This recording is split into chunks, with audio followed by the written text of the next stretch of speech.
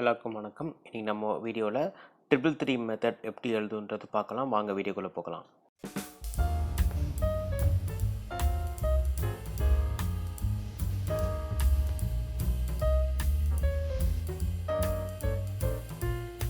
Triple three method அப்படின்னா ஒரு sentence எடுத்து 33 வாட்டி 3 நாளைக்கு எழுதணும். ஸோ எல்லா சென்டென்ஸுமே பார்த்தீங்கன்னா உங்கள் லைஃப்பில் நடந்துகிட்ருக்க மாதிரியே எழுதணும். ஸோ அதான் ரொம்ப முக்கியமானது.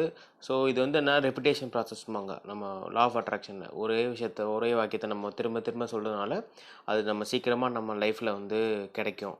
ஸோ கிடைக்கும்னா நம்ம எப்படின்னா டக்குன்னு உடனே வந்துடாது. இது எப்படின்னா நம்மளுக்கு அதுக்கான ஆப்பர்ச்சுனிட்டிஸ் கிடைக்கும். இப்போ நீங்கள் ஒரு பிஸ்னஸ் பண்ணணும்னு நினைக்கிறீங்க அப்படின்னா ஸோ இந்த மாதிரி நீங்கள் எழுத என்ன ஆகும்னா அந்த பிஸ்னஸ்க்கான ஆப்பர்ச்சுனிட்டி தெரியும். ஸோ நமக்கு தெரிஞ்சவங்க யாராவது பண்ணிகிட்டு இருப்பாங்க, இல்லை உங்கள் ஆஃபீஸ் சர்க்கிளில் யாராவதுக்கு அந்த விஷயத்தை அந்த அந்த அந்த அதை பற்றி ஒரு நாலேஜ் இருக்கும்.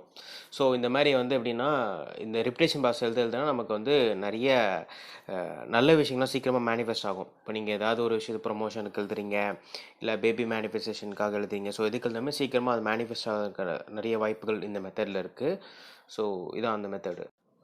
இப்போ இந்த ஸ்க்ரீனில் பாருங்களேன். நன்றி, இன்று என் தொழில் நன்றாக நடக்கிறது. நன்றி, இன்று நான் என் சொந்த வீட்டில் மகிழ்ச்சியாக வாழ்கிறேன். நன்றி, இன்று நான் என் குடும்பத்துடன் மகிழ்ச்சியாக வாழ்கிறேன். ஸோ இந்த மாதிரி சென்டென்ஸ்லாம் நீங்கள் உங்களுக்கு வாழ்க்கை நடந்துட்டுருக்க மாதிரி எழுதணும். நீங்கள் ஒருபோதும் இந்த மாதிரி சென்டென்ஸ்லாம் ஃப்யூச்சரில் இருக்கிற மாதிரி எழுதணும். நடக்கும்னு நம்புகிறேன், மகிழ்ச்சியாக வாழ்வேன் அப்படின்னு அந்த மாதிரிலாம் எழுதக்கூடாது. ஃப்யூச்சரில் எழுதக்கூடாது. எல்லாமே ப்ரெசென்ட்டில் இருக்க மாதிரி எழுதணும்.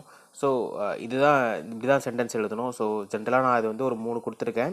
உங்களுக்கு என்னென்ன தேவையோ ஒரு நாளைக்கு ஒரு சென்டென்ஸ் தான் எழுதணும். இப்போ நீங்கள் ஒரு சென்டென்ஸ் இப்போது தொழில் எழுதுறீங்க, நன்றி என் தொழில் நன்றாக நடக்கிறதுனா அதே நீங்கள் ஒரு 33 வாட்டி எழுதணும். ஸோ அந்த மாதிரி 33 வாட்டி 3 நாளைக்கு எழுதிட்டு அப்புறம் தான் அடுத்த சென்டென்ஸு போகணும். ஸோ ஒரு மாதத்துக்கு எனக்கு தெரிஞ்சு நீங்கள் ஒரு 2 சென்டென்ஸ் எழுதினா போதும். அதுக்கு மேலே எழுத தேவையில்லை.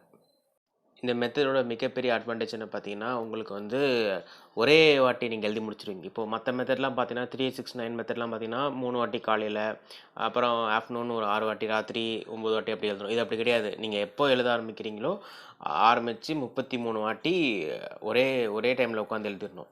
ஸோ இதுக்கு என்ன ரூல்ஸ் பார்த்தீங்கன்னா, நீங்கள் ஏர்லி மார்னிங் எழுந்திரிச்சு எழுதுறது ரொம்ப சிறப்பு நான் சொல்லுவேன்னா. அப்போ உங்கள் மைண்ட் ரொம்ப கிளியராக இருக்கும், காமாக இருக்கும்.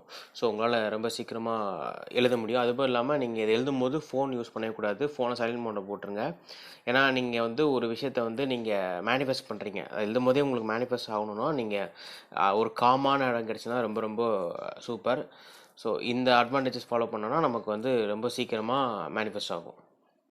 இந்த வீடியோ உங்களுக்கு பிடிச்சிருக்குன்னு நான் நம்புகிறேன். உங்களுக்கு ஏதாவது சந்தேகம் இருந்ததுன்னா கீழே கமெண்ட் செக்ஷனில் மென்ஷன் பண்ணுங்கள். நான் அதுக்கு அட்ரஸ் பண்ணுறேன். இந்த வீடியோ பார்த்ததுக்கு மிக்க நன்றி. தேங்க்யூ.